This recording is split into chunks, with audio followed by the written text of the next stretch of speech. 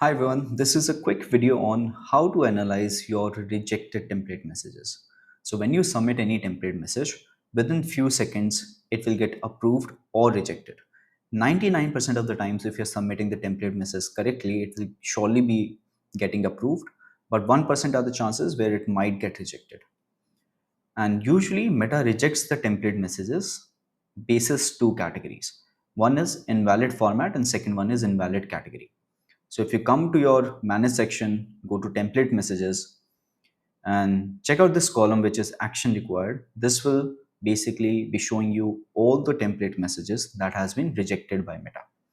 Now to check out whether this message got rejected, what is the reason for that rejection? So you just need to hover the cursor on their status page and you'll be able to see this got rejected because of invalid format. Similarly, if I choose any other template message, you can see this got rejected because of invalid category.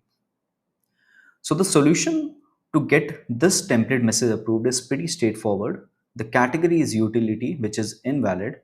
You need to change this category to marketing. If you change this category to marketing and submit it, it will get approved.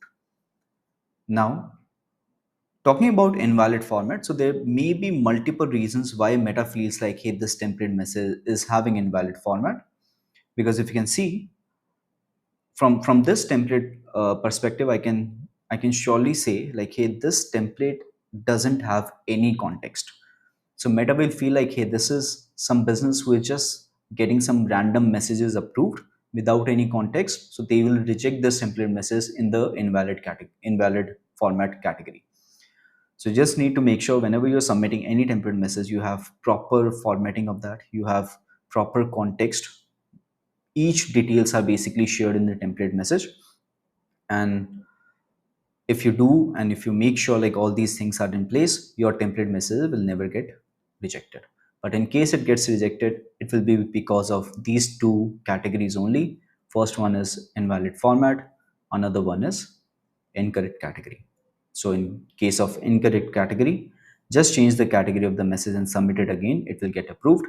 In case of invalid format, just make sure like, hey, whether you have submitted the template message with proper context and all the details that are required for the user to get from that particular message. All right, thank you so much.